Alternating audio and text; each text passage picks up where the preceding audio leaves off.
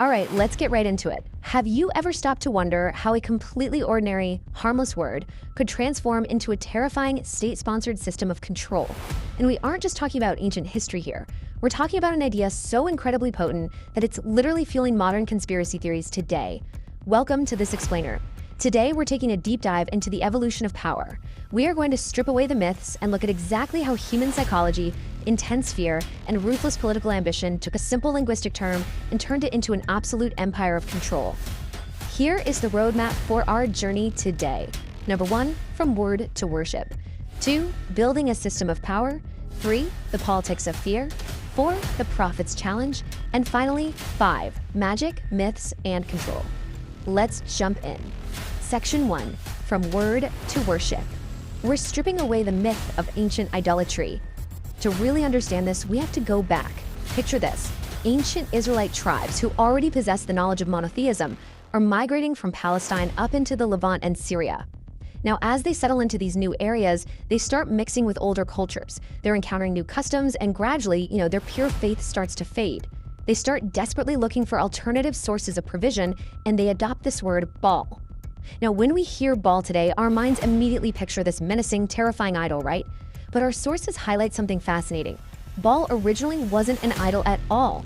It was literally just a harmless, benign linguistic title used in ancient Semitic and Hebrew languages. It simply meant master, owner, provider, or sometimes even husband. It was just an everyday word people used to describe whoever was providing for them. That's it. So how does a word become a weapon? It's basically a psychological domino effect. You see, when a society stops looking to the true creator for their provision and starts desperately looking for shortcuts, a simple word becomes a thought, this dangerous concept that maybe someone else or something else controls their destiny. That thought eventually gets carved out into a physical idol. Over time, worshiping that idol just becomes a normal cultural tradition. And then, as we're about to see, ambitious rulers come along, look at that tradition, and realize they can weaponize it into a complete socio-political system of power. Moving to section 2, building a system of power. Let's look at how rulers actually weaponized religion. Look, ruling by the sword, honestly, it's exhausting. Cruel rulers in the region of Syria, specifically around Baalbek, alongside figures like King Ahab and his wife Jezebel, recognize a profound political truth. If you only force people to bow using military might, eventually they're gonna rebel. But if you can figure out how to make them bow out of religious devotion and deep-seated fear, well, you've just secured your power indefinitely. So they devised a genuinely dark socio-political strategy. Step 1, you stoke the society's natural fear of drought, hunger, and losing control. Step 2, you establish a formal religious infrastructure by hiring state-funded priests. They become the essential middlemen for survival. And step 3, you mandate the worship of this idol. By making Baal the official state religion, these rulers effectively made themselves the divine representatives on earth. Political dissent wasn't just a crime against the king anymore, it was literally framed as a threat to the weather and the crops. And that brings us to a staggering figure, 450. That is the number of full-time, state-sponsored priests dedicated entirely to Baal, dining right there at the king's table. This brilliantly illustrates the massive, unbelievable scale of this ancient propaganda machine. These weren't just guys leading prayers, they were the influencers of their day. They completely dictated to society what they should think, who they should follow, and exactly what they were required to sacrifice just to stay safe. Section 3, the politics of fear. We have to discuss the dark reality of these ancient rituals. Listen, the everyday people bowing down to Baal, they weren't foolish, they were absolutely terrified. They were driven by this desperate, overriding fear of losing their livelihoods, of facing starvation in a really harsh, unpredictable environment. So the worship became highly transactional. Desperate people brought their hard-earned animals, grain, oil, honey, and incense to the temples and high places, and in return, they were promised rain, crops, and wealth.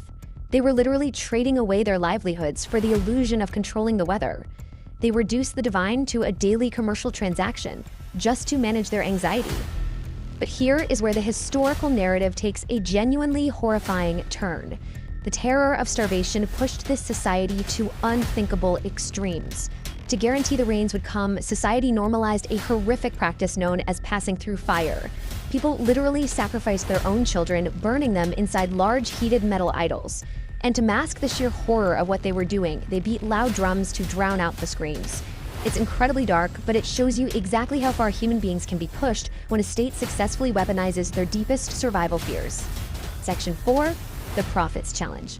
Time for a logical piercing of all this state propaganda. So how do you even begin to break a society out of a state-mandated brainwashing as deep and terrifying as that? Enter Prophet Ilyas, who is also known in Western traditions as Elijah. He was sent with a very specific mission: to pierce straight through this massive wall of state propaganda using pure logic. As recorded in the Quran in Surah As-Safat, Prophet Ilyas essentially stops them in their tracks and asks, "Do you call upon Baal and forsake the best of creators?" He didn't just stand there and tell them they were wrong. He forced them to confront the utter absurdity of their actions. He shattered the illusion of Baal's power. He demanded they wake up and recognize that they had traded the true, infinite creator for a fabricated political system that fed entirely on their fear. Section 5. Magic, Myths, and Control. The human desire for shortcuts, stretching from ancient Babylon all the way to 2026. While that ancient idol of Baal might be long gone, that fundamental human desire to gain control through secret knowledge and alternative powers, yeah, that hasn't disappeared at all. It just manifests in new myths today. With the massive batch of Epstein files entering the public domain in 2026, a whole new wave of conspiracies erupting online. And here are the facts. There are documented wire transfers mentioning the domain name baal.name, and there are actual 2017 email records discussing the shipment of framed pieces of the Kaaba Kiswa, the sacred black cloth, to Epstein via UAE intermediaries. Now, as an explainer of the source material, we need to draw a very clear line here. While these specific emails and transfers are indeed documented, the leap from these undeniably strange shipments to the baseless assumptions that global elites are secretly conducting ancient black magic Baal rituals, that is exactly where documented evidence ends and total assumption begins. But we see this exact same leap in historical mythology too. For centuries, a myth circulated that Prophet Suleiman, or Solomon, supposedly used dark, esoteric magic to build his massive empire.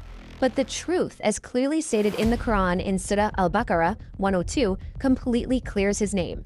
He ruled entirely by divine permission. It was actually demonic forces that spread forbidden magic and attached his name to it to make their own dark knowledge look legitimate. History shows us over and over that people absolutely love twisting the truth to legitimize their own pursuit of hidden shortcuts.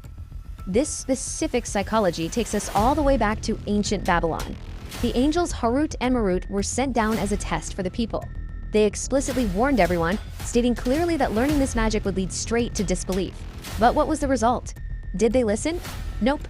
The people actively ignored the divine warning. They didn't want guidance, they just wanted a shortcut to power.